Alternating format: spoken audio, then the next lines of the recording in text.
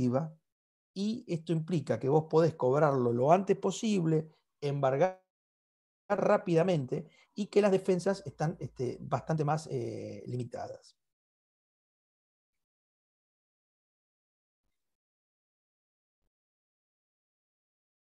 ¿Qué pasó acá? Que en el Parece chat, que no se ¿qué estaba dice? grabando la clase y ahora sí se está grabando.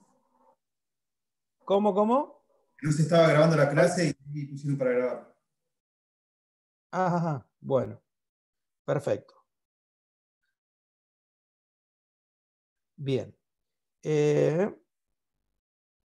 Bien.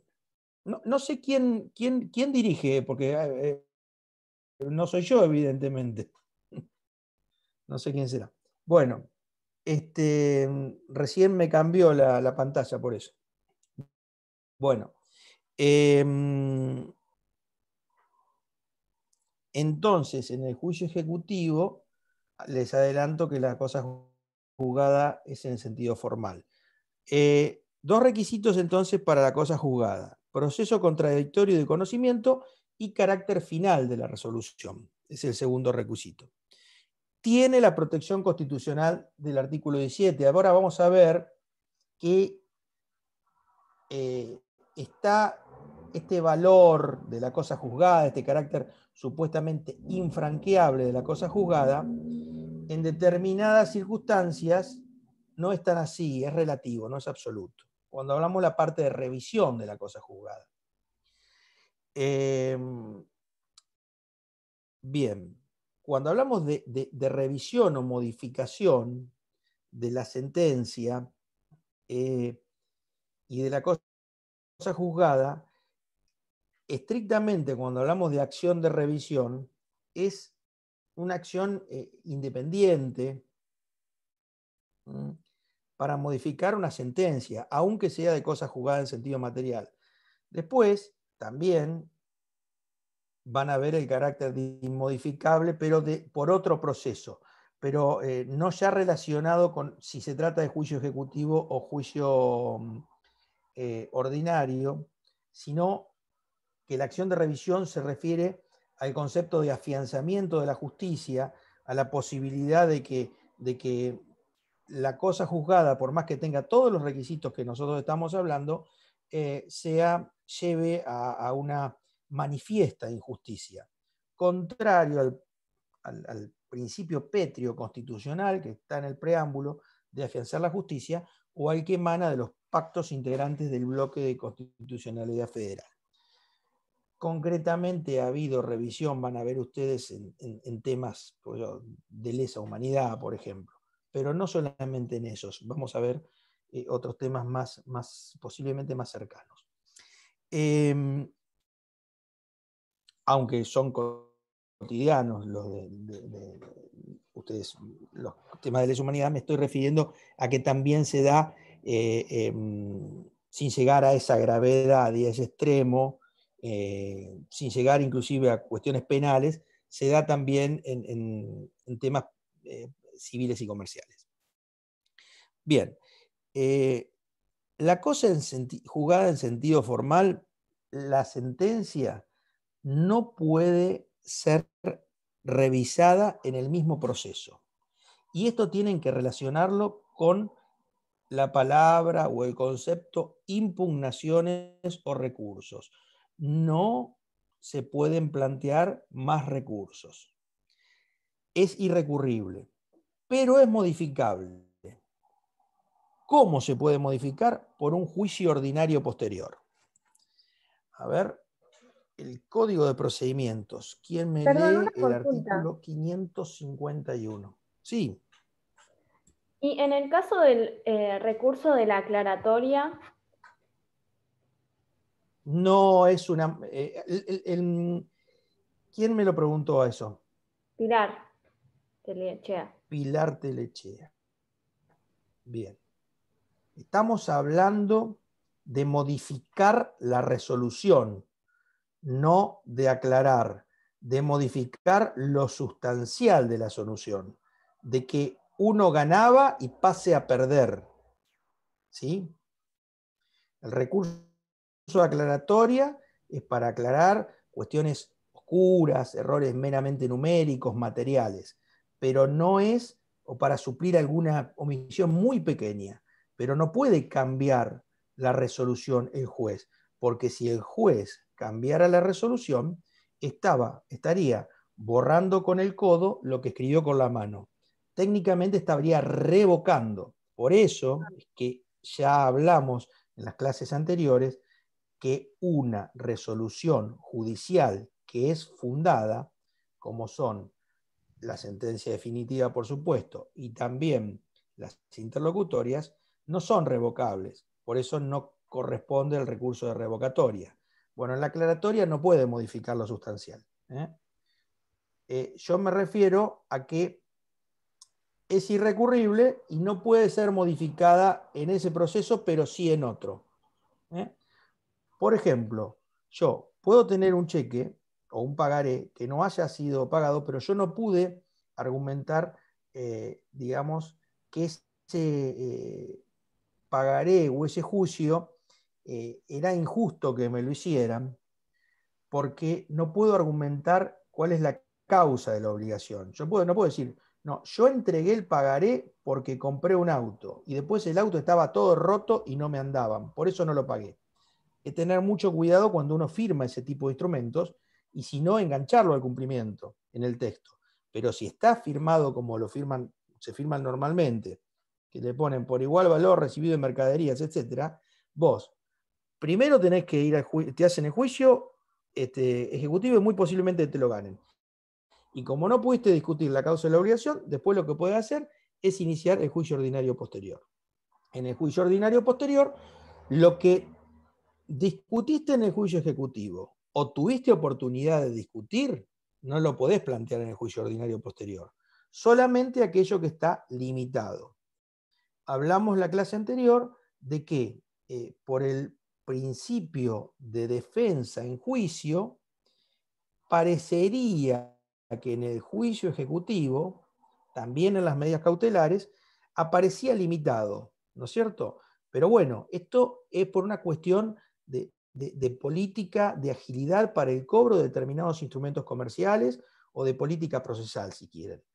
Pero a posteriori el código te da la oportunidad. El juicio ordinario posterior, donde vos ahí podés discutir plenamente todo lo que no pudiste discutir en el juicio ejecutivo. A ver, un segundito.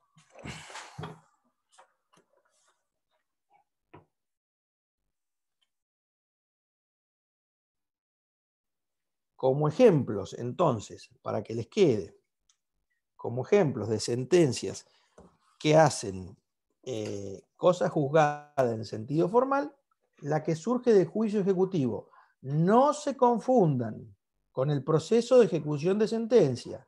El proceso de ejecución de sentencia bien puede ser ejecutar una sentencia de juicio ordinario, sumario o sumarísimo, que son de conocimiento. Pero yo me refiero a la que en sentido, las sentencias de los procesos de conocimiento hacen cosa juzgada en sentido material. Yo me refiero a estas, a las de los juicios ejecutivos. Juicio ordinario posterior. Artículo 551. Cualquiera fuera la sentencia que recaiga en el juicio ejecutivo, el ejecutante o el ejecutado podrán promover el ordinario una vez cumplidas las condenas impuestas en aquellas. Primero hay que pagar, Toda defensa o excepción que por ley no fuese admisible en el juicio ejecutivo, podrá hacerse valer en el ordinario. No corresponderá al nuevo proceso para el ejecutado que no puso excepciones respecto de las que legalmente pudo deducir, ni para el ejecutante en cuanto a las que se hubiera allanado. Tampoco podrá discutir nuevamente las cuestiones de hecho debatidas y resueltas en el juicio ejecutivo, cuya defensa o prueba no tuviese limitaciones establecidas por la ley, ni las interpretaciones legales formuladas en la sentencia, ni la validez o nulidad del procedimiento de ejecución. Y esto es porque al establecer cuáles son las defensas que yo puedo esgrimir, que se llaman excepciones, en el juicio ejecutivo, el artículo 542 dice, nos da 8 posibilidades, pero dice que son las únicas excepciones admisibles. Y en ninguna de ellas puedo discutir la causa de la obligación. ¿Está claro esto? También si ustedes quieren un ejemplo, a ver, si lo encuentro ahora en el código, de otras sentencias que hacen juicio el 616. Juicio posterior. Las sentencias que se dictaren en los interdictos de adquirir, retener y recobrar no impedirán el ejercicio de las acciones reales que pudieran corresponder a las partes. ¿Sí? Bien, esto es, no quiero meterlos a ustedes, algunos puede estar cursando reales, otros no. Una pregunta. Pero los interdictos son la posibilidad de hacer una acción muy rápida, casi cuasi policiales, para que te devuelvan la posesión rápidamente. Esto está muy de moda ahora, por una usurpación, por ejemplo, pero tenés que demostrar la clandestinidad y lo que fuera. Si no hay clandestinidad y por ahí el interdicto no procede, pero sí podés a posteriori hacer una acción reivindicatoria. Sí, escucho. Una pregunta.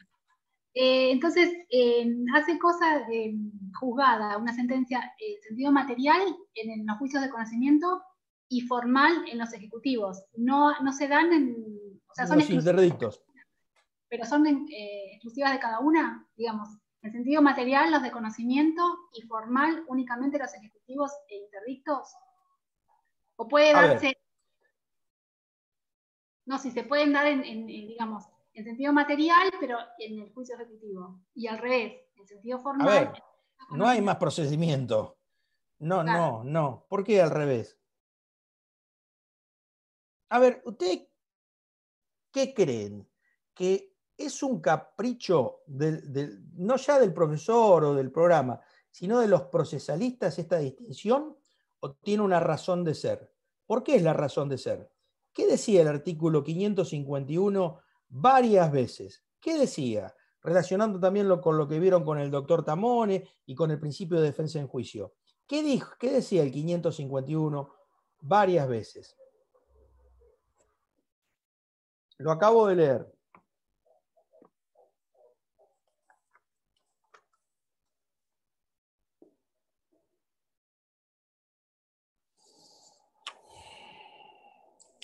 No, es claro, lo que no se discutió en el Ejecutivo porque es algo más rápido. ¿Por qué?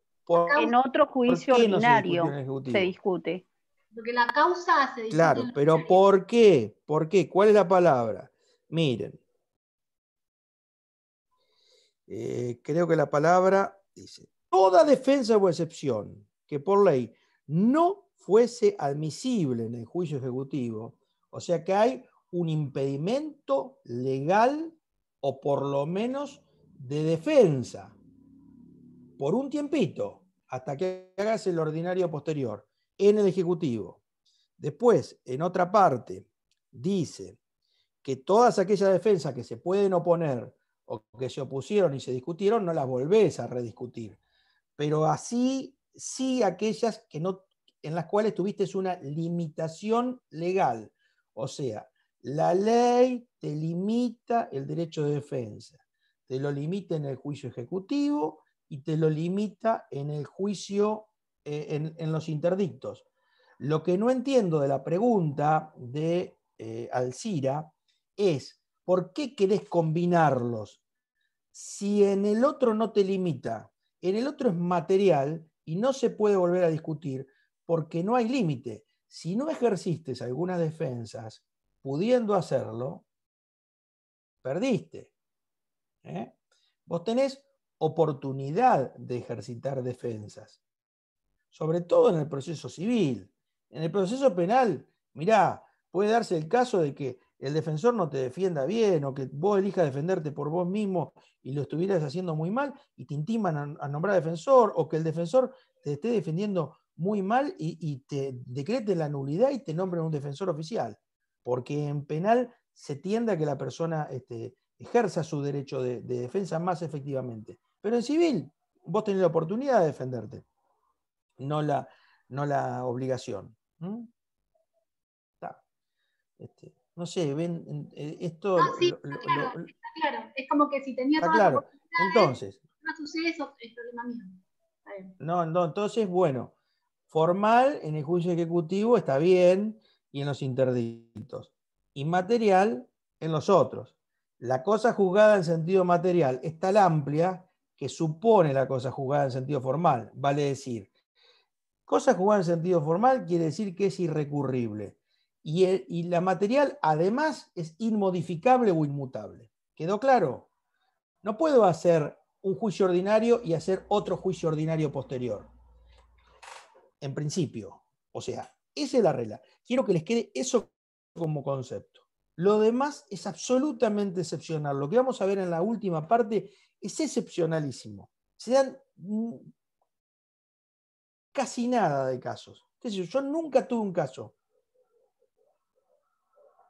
Conozco situaciones, y sobre todo en materia penal que se dan, de revisión de sentencias, pero no tuve un caso. Acá estamos hablando de, en sentido formal y en sentido material, todos los días en tribunales hay sentencias de juicio ejecutivo, en todos los juzgados hay varias, y todos los días hay sentencias de juicio ordinario. No es tan normal que sea de juicio ordinario posterior, pero está previsto específicamente por la ley. ¿Por qué? Porque le limité las defensas. Por lo que les debe haber explicado el doctor Tamone, y por lo que ustedes, si leen Aracio Palacio, van a ver que porque limitan el derecho de defensa o el principio de bilateralidad.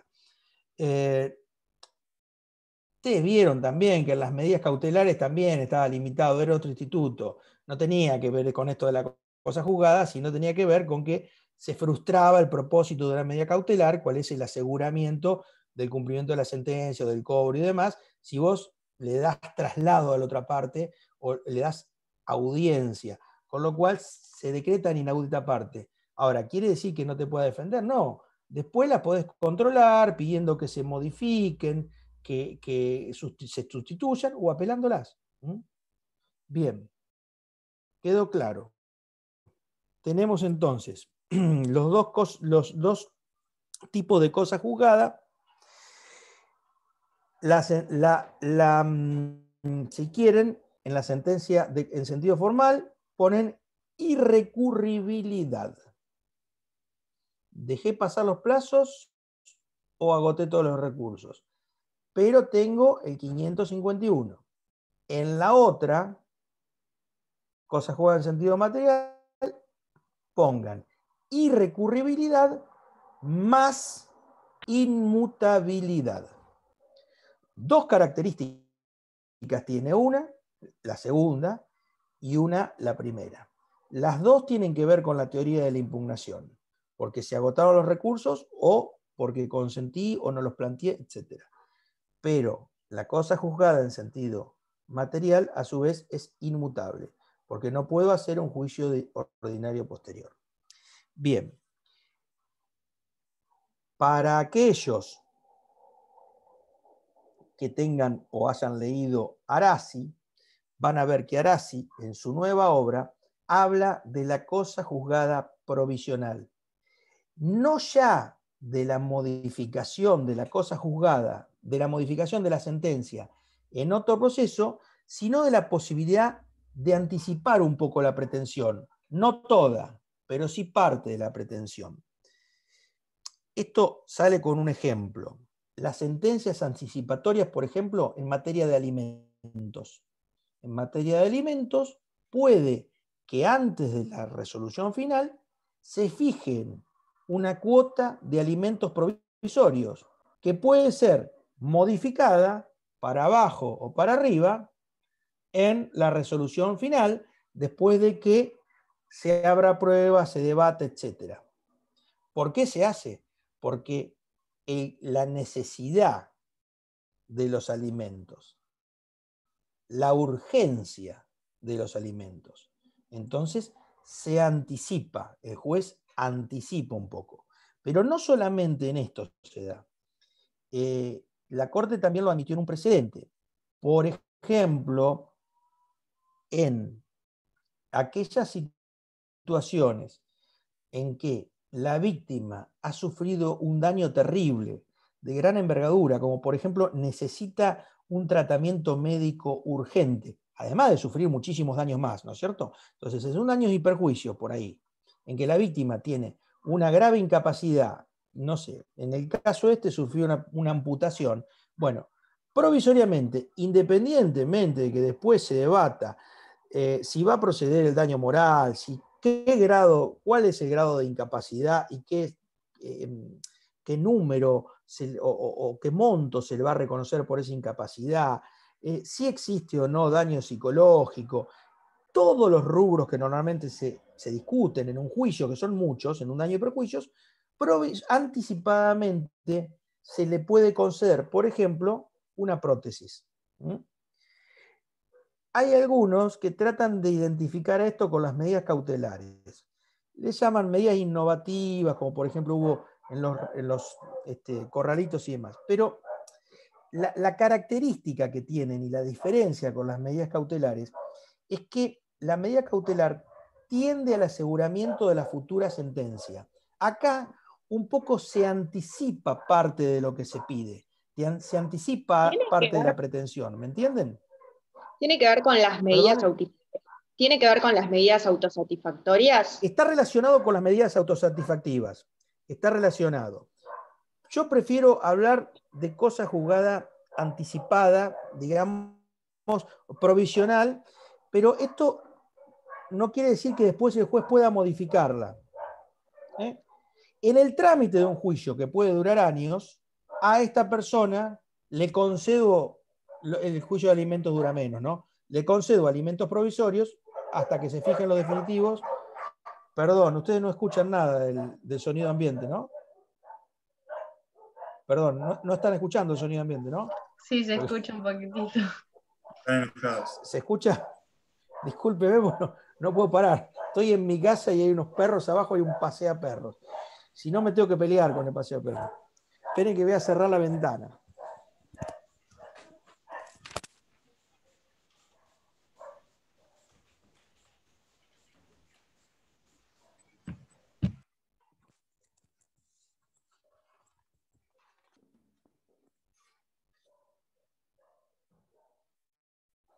¿Se escucha ahora? ¿Se escucha bien?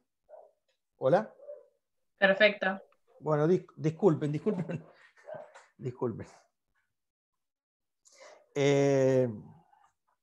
Bien. El que quiere leer el precedente de anticipo de jurisdicción, porque hay un anticipo decisorio, en las medidas cautelares lo que se hace es trabar embargo para que no se frustren derechos, pero no se pronuncia sobre la resolución. Se acredita verosimilitud del derecho, peligro en la demora, etcétera, etcétera, pero no es un anticipo de la resolución. Esto sí. Esto es un anticipo. Por eso se llama cosa juzgada provisional o anticipatoria, le llama Arasi. El precedente es Camacho Costa del año 98 y no me fijé, pero en el libro de Arasi hay una nota está anotado o comentado por un procesalista excelente, quizá uno de los mejores de la provincia de Buenos Aires, que existió en la provincia de Buenos Aires, se llama Augusto Mario Morelio. Sí, Augusto Mario Morello. Bien. El efecto de la cosa juzgada tiene un efecto positivo porque te da la posibilidad de exigir el cumplimiento y también un efecto negativo, que es que la parte condenada o cuya demanda ha sido rechazada no puede volver a discutir lo decidido, porque si no le van a oponer una excepción de cosa juzgada, que está, digamos, establecida. Ustedes lo vieron a excepciones. ¿Con quién vieron excepciones? ¿Con qué profesor? A ver, ni se acuerdan ya. Excepciones. Le hago una pregunta. 345, inciso 6. Se admitirán como previa a las siguientes excepciones 6, cosa juzgada. Sí. Profe. Sí. Le hago una pregunta. A ver. No sé si tiene, que me surgió recién, no sé si tiene que ver mucho con cosas jugadas, en realidad sí, pero ¿qué ocurre cuando en la índole laboral, por ejemplo, que no se puede recurrir a otra instancia superior en el partido bueno, el general, perdón, o sea, en el, ¿cómo se llama? En el juzgado de Mar del Plata. ¿Qué ocurre con eso? ¿Se entiende la pregunta? no se entiende porque es bastante confuso. Primero, en materia laboral existe el fuero del trabajo, que son tribunales integrados por 3 jueces, no juzgados. Claro, tribunal está bien. Sí, sí. Bien. Y sí es factible recurrir a la Suprema Corte. Lo que pasa es que como son tribunales laborales que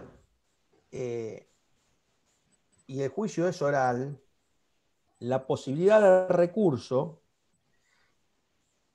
es siempre limitada al... no se traduce todo por escrito en los juicios orales, lo mismo en penal o en los juicios orales si se hicieran en civil. Entonces siempre el recurso es por cuestiones jurídicas, pero se discute muchas veces cuestiones fácticas y lo que fuera, la Corte abre. Pero no es que no exista recurso, existe un recurso de inaplicabilidad de ley, existe un recurso de nulidad o un recurso de inconstitucionalidad. No es que no exista recurso. Y esa sentencia pasa en autoridad de cosa juzgada si dentro del plazo no interpusiste el RIL o recurso de inaplicabilidad de ley o cualquiera de los otros, y si no te lo conceden o si la Corte confirma, pasará a una autoridad de cosa juzgada. Pero sí se puede recurrir. Media confusa mi pregunta, pero bien respondida, gracias. Sí. No, lo que pasa, ¿sabes qué? Que yo no sé si te estaba refiriendo, porque también en materia laboral, sobre todo en accidentes de trabajo, existe la sede administrativa, que ahí sí te traban, pero no te refería, estamos hablando judicial, esto es judicial.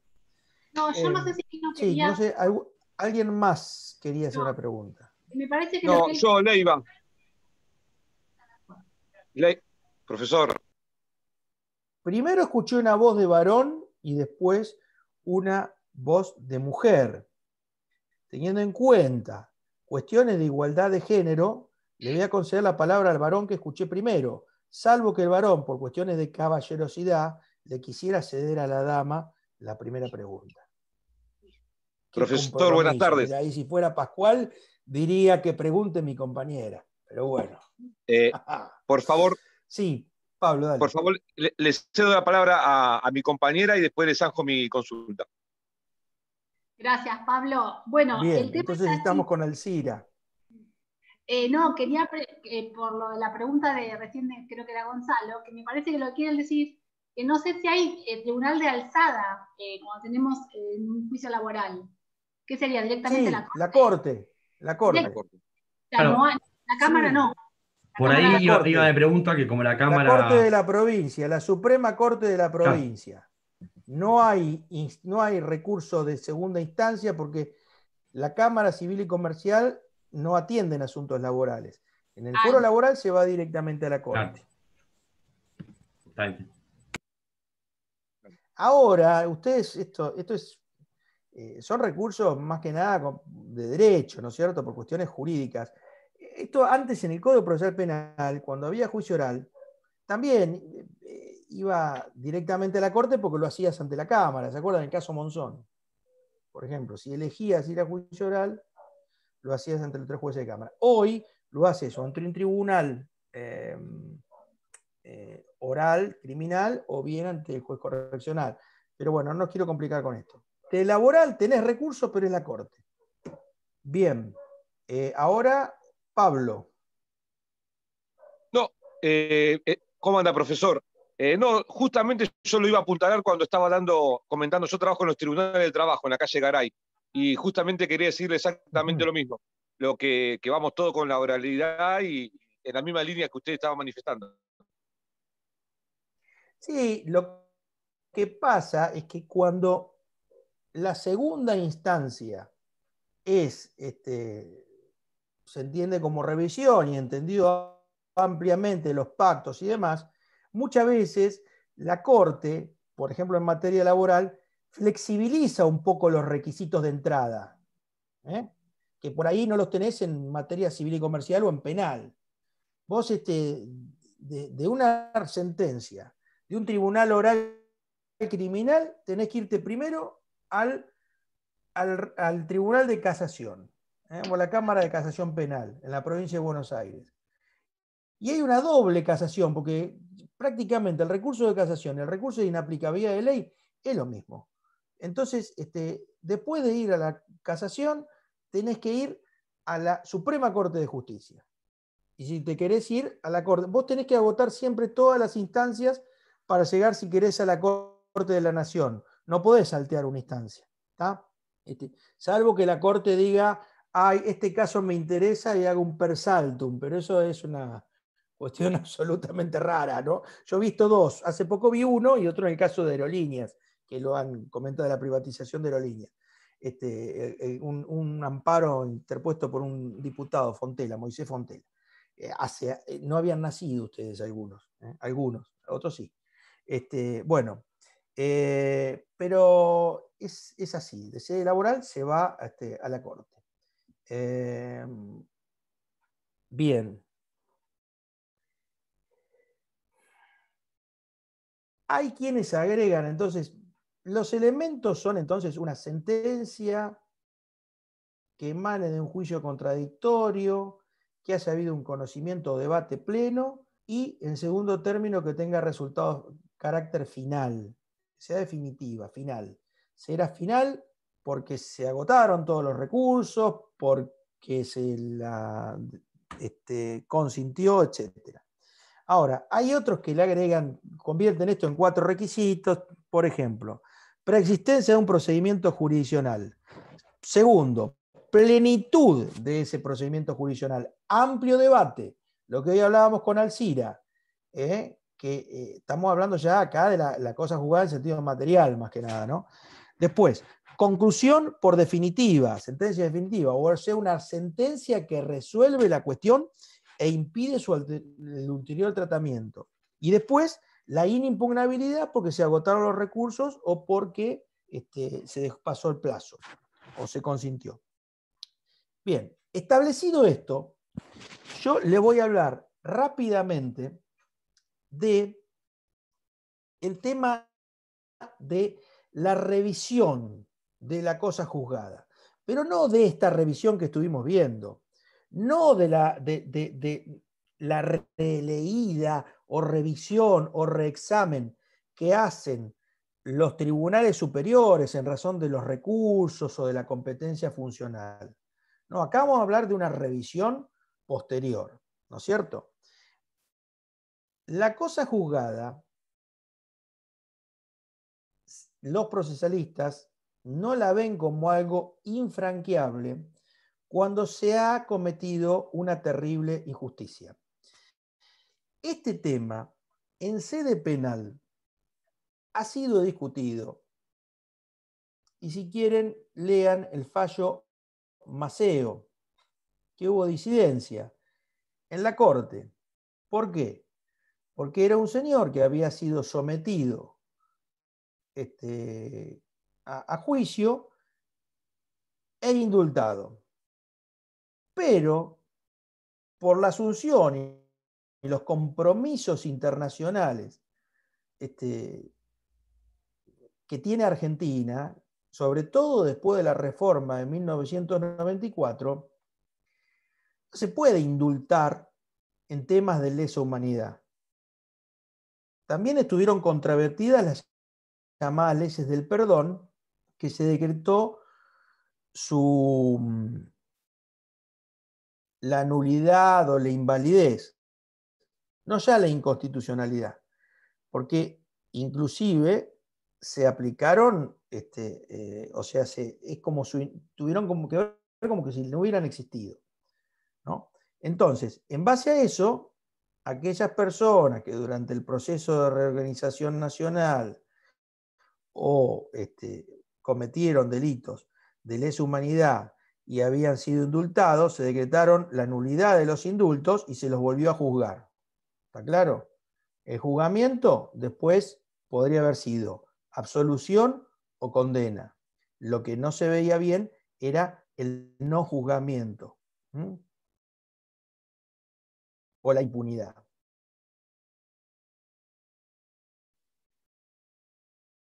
Esto es el caso más grave.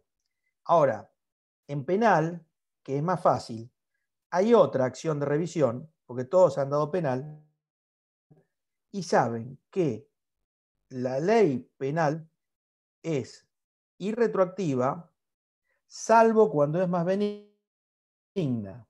Entonces, si hubiera una ley posterior que decretara que un hecho, digamos, ha dejado de ser delito o que impusiera menos pena, esa sentencia podría ser revisable. Entonces, en penal es más fácil.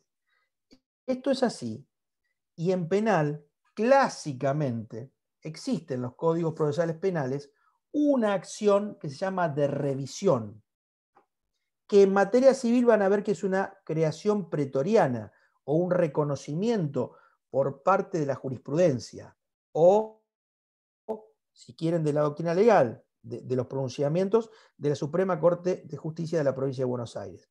Pero en penal, el artículo 467 legisla sobre la acción de revisión, que se interpone en casación, y esto es así.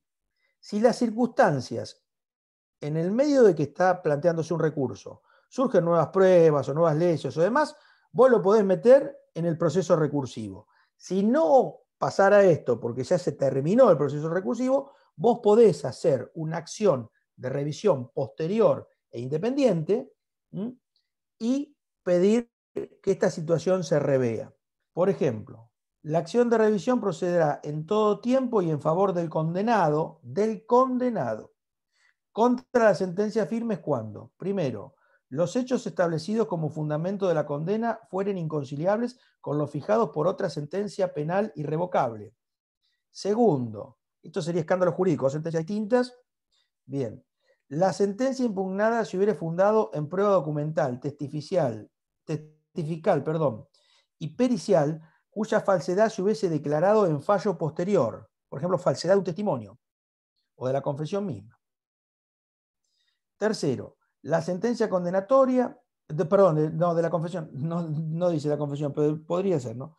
La sentencia condenatoria hubiese sido pronunciada a consecuencia de prevaricato, cohecho u otro delito, cuya existencia se hubiera declarado en fallo posterior irrevocable.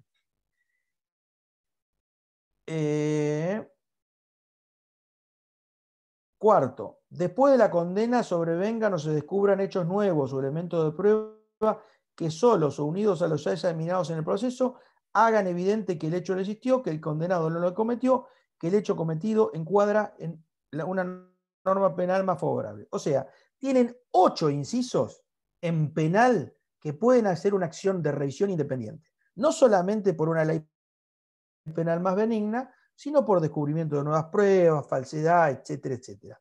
Esto, que generalmente no es común, hay veces que lo van a ver. Ahora van a ver que hay un proceso que está en tela de juicio su validez.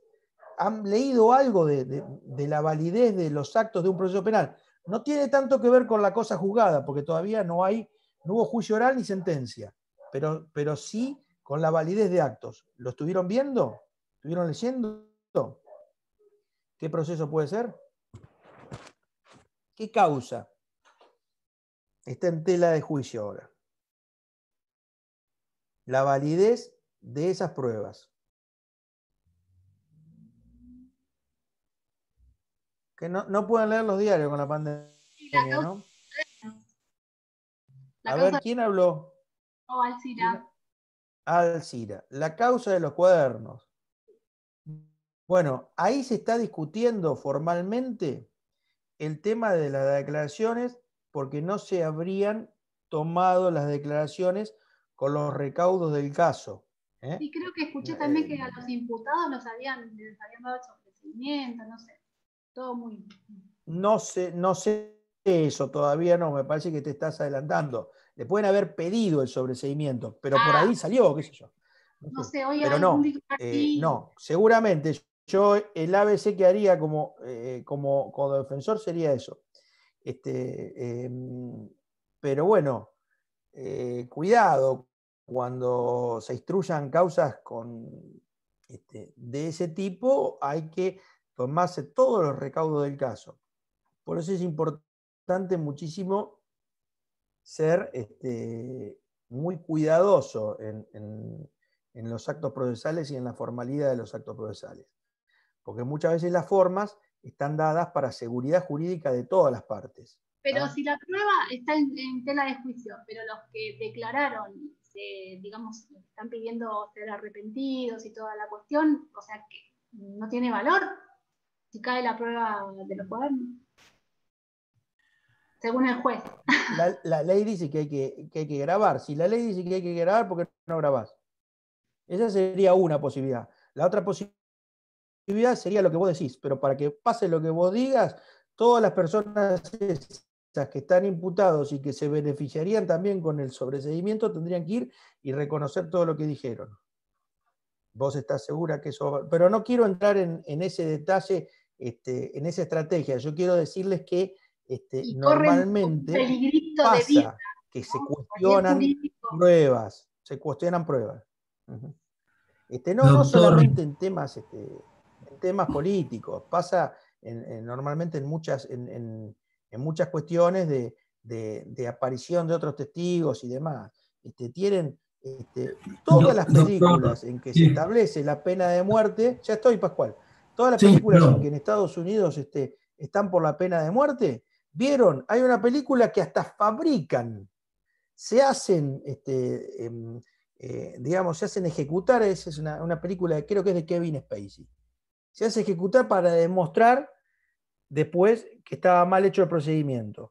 Y hay otra película que a último momento te das cuenta cuando ves paseando al afroamericano que estaba condenado que es una de Clint Eastwood, no me acuerdo con es que él es periodista. Pero hay miles de películas sobre eso, pero son basadas en hechos reales y existen. Pascual. Sí. No, la conclusión que se sacaría de esto que está diciendo, doctor, es que lo formal a veces tiene más peso que las cosas de fondo. O sea, por las formas se cae toda una estructura y no se le da la importancia que tiene a las cuestiones de fondo, que son las que realmente, deberían estar. Eso es una yo sé que conclusión materia que usted saca. Esa es la conclusión que estoy sacando. Por ahí yo digo, equivocado. si los jueces y los fiscales van a las facultades de Derecho, tienen acceso a los mismos libros y a las mismas leyes, están regidos por las mismas leyes que tenemos nosotros, y haciendo las cosas bien, no van a tener problema. ¿Por qué las hacen mal? Bueno, está bien, eso está perfecto, pero puede haber una prueba que está mal presentada, pero tanto el juez como el fiscal, como todo el grupo de jueces, sabe que es real, pero no le pueden dar curso por una cuestión formal. O sea, en ese aspecto... Pero, por ejemplo, ¿cómo sería, por ejemplo? Porque hay veces que esto a ver, Pascual, yo lo entiendo. Nulidad, no es tan así esto. Alejémonos ¿cómo? No, con una nulidad, por una cuestión de forma, anulan todo un tema que de fondo todo el mundo sabe. Dejemos de lado este tema, porque es un tema complejo y no lo conozco. A ver, pero por ejemplo, puntualmente, ¿en qué casos? No estoy tan capacitado como para dar un ejemplo, pero sí sé que esto sucede, que muchas veces... a la par de esto ya nos estamos yendo del tema cosa juzgada, pero a la par de esto, hay un precedente de la Corte que dice que, o sea, ustedes vieron principios procesales, vieron el principio de legalidad de las formas, que las partes deben adecuarse a las formalidades establecidas.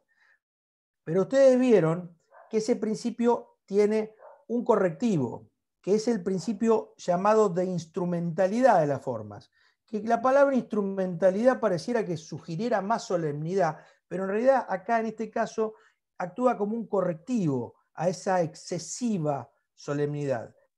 Y el de saneamiento, ejemplo, doctor, el principio la demanda, de saneamiento. Déjeme terminar. Ah, perdón, Lisa, ya estoy, déjeme terminar. Por ejemplo, la demanda tiene que ser notificada en el domicilio real. ¿Estamos correctos? Sí. Eso dicen las formas. La demanda tiene que ser notificada en el domicilio real.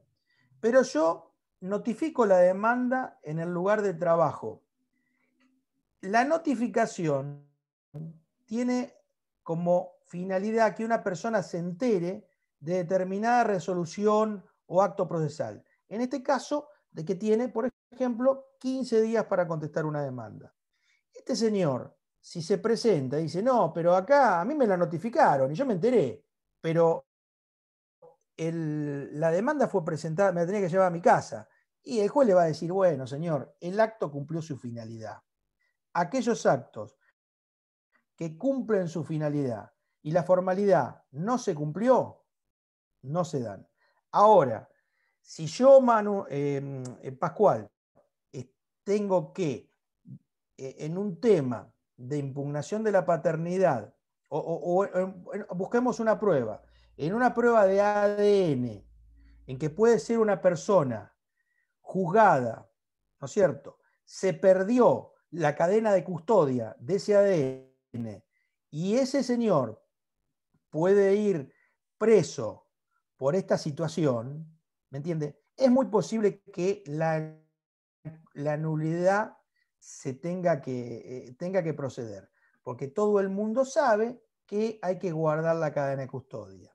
Si yo voy y entro a las patadas a un lugar en que yo estoy absolutamente persuadido de que venden drogas, pero la ley dice y la Constitución que yo necesito orden escrita de juez competente para allanar un domicilio y no lo hago, por más que el resultado y todos los fiscales estén convencidos y encuentren droga ahí, ese secuestro va a ser nulo, porque las formalidades en ese caso están establecidas para cumplir con los recaudos constitucionales. Entonces, lo que usted me dice depende del caso, Pascual. Es una cuestión de casuística. Y aún en casos similares, los jueces resuelven de distinta manera. Pero hay un precedente que se llama Colalillo que va contra lo que es lo que usted diría el exceso de ritual manifiesto. ¿Me entiende? Pero bueno, no se puede la forma ya al nivel de una solemnidad que se transforma en injusticia.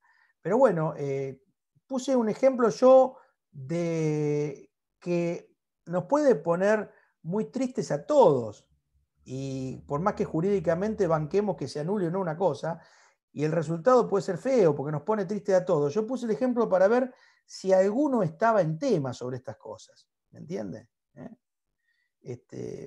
Pero bueno, busquemos que se descubre un testigo que aparece posteriormente y se descubre, qué sé yo, que la persona no cometió el delito. O por ejemplo, vamos a lo civil y comercial. Por ahí yo puedo perder una acción de impugnación de reconocimiento de paternidad porque en ese momento los antecedentes científicos no eran muy efectivos. Y después, a los años, surge la posibilidad de hacer un ADN. Bueno, en ese caso, puedo volver a iniciar un proceso e ir contra esa cosa juzgada por esta circunstancia. ¿Me entiende? No solamente la acción de nulidad o de revisión y demás está en temas como por ejemplo que puede ser la prevaricación de un juez, el fraude que cometieron las partes, la falsedad de una prueba, sino que podría darse el caso de que nuevos documentos no conocidos, nuevas pruebas no conocidas o adelantos científicos hagan que yo demuestre que esa sentencia es terriblemente injusta. Por ejemplo, en un tema de ADN. ¿Sí? ¿Quedó claro, Pascual? El tema que usted me dice es absolutamente real. Sí. Es un tema que, una inquietud que tenemos todos, pero lamentablemente, para que nosotros veamos si es justo o injusto y discutamos, tenemos que poner un caso. No, En el caso que estamos hablando... Sí, sí. Doctor, absolutamente de acuerdo. Es así como usted dice y es así como pienso realmente. Pero asimismo, como hay instancias, primera instancia, segunda instancia, la Cámara, la Corte Suprema, ¿por qué? Porque hay errores. De la misma manera, debería haber, pienso yo, una otra posibilidad cuando un defensor o un fiscal se equivoca y ahí perdió. No puede hacer más nada, pero el juez sí puede equivocarse y pasa a una instancia superior. O sea, no sé si me explico. O sea, estoy de acuerdo con... Me gusta porque ahí está llevando agua para mi molino, me gusta. Pero estoy de acuerdo con lo que usted dice. Es así y está bien. Por ahí el juez decreta la nulidad, y la Cámara no. Mire, acá hubo un caso famoso en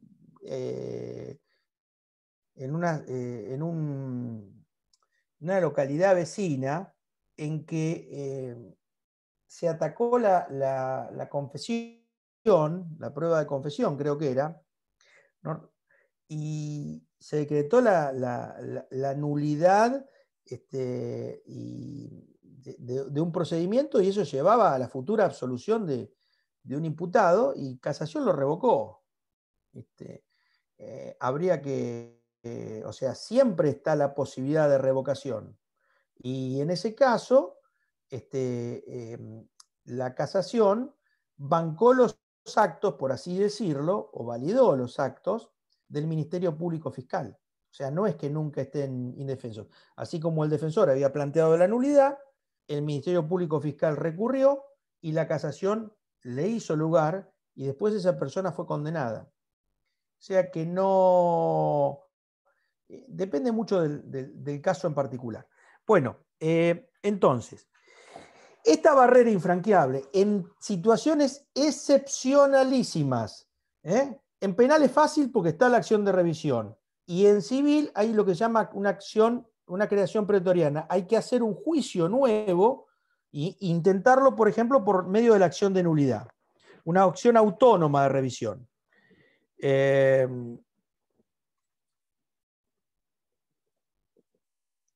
Bien, más o menos esa acción autónoma tiene que ser cuando ya se hayan agotado todos los recursos, y hacerla después, ¿no es cierto? Y es absolutamente, es autónoma, es subsidiaria y es excepcional. Después, rápidamente esto. La cosa juzgada tiene límites subjetivos que son los sujetos que intervienen en la redacción procesal y también sus sucesores, ¿no es cierto? Pueden darse situaciones de obligaciones solidarias en que los acreedores o los deudores se beneficien de la cosa juzgada, pero los límites subjetivos a esos sujetos, no a otros. Y los objetivos están relacionados con las cuestiones que fueron decididas, no con otras cuestiones, con las cuestiones que fueron decididas o pudieron debatirse. Y está relacionado con tres identidades. Básicamente tiene que tratarse de la misma cuestión y tienen que tratarse de las mismas partes. Las identidades son las mismas personas, o sea, partes y sus sucesores, el mismo objeto y la misma causa. El objeto generalmente recaba en lo que estoy pidiendo. Por ejemplo, ahí les da un ejemplo Arasi, en el divorcio, o por ejemplo en una nulidad. Yo puedo estar pidiendo una nulidad por un vicio de la voluntad y pierdo el juicio ese.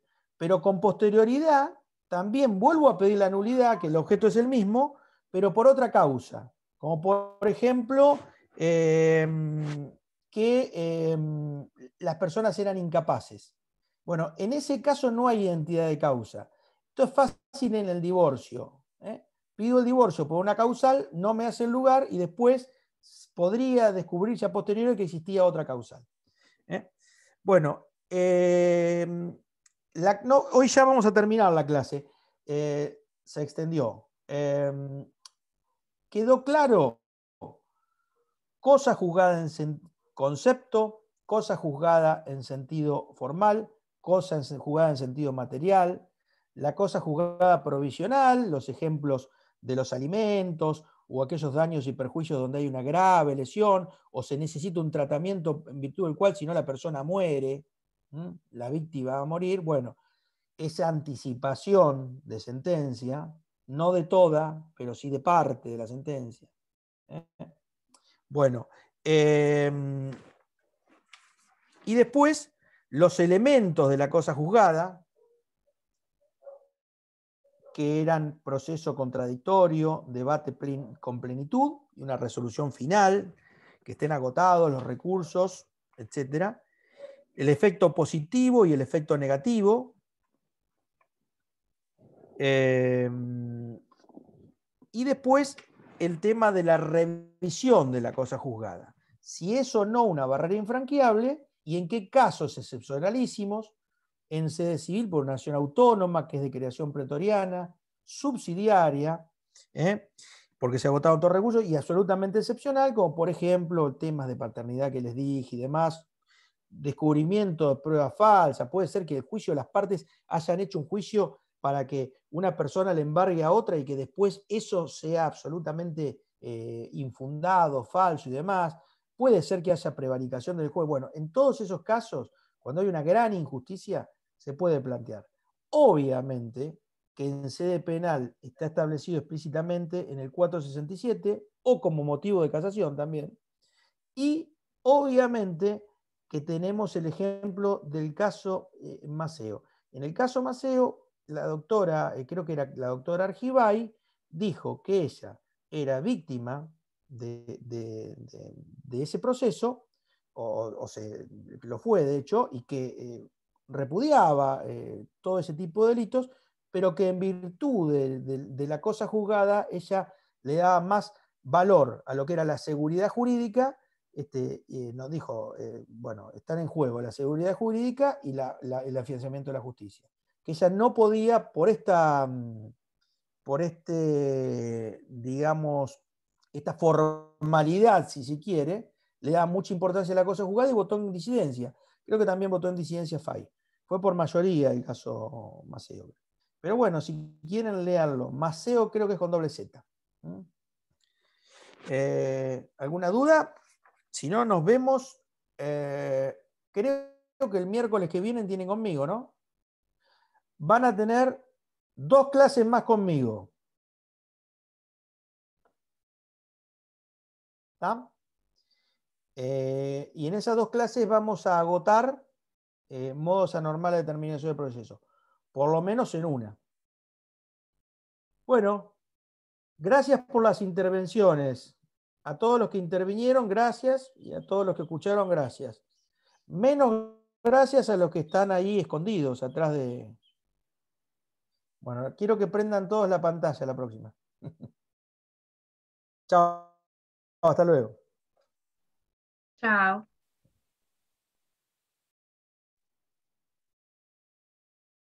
Chao a todos.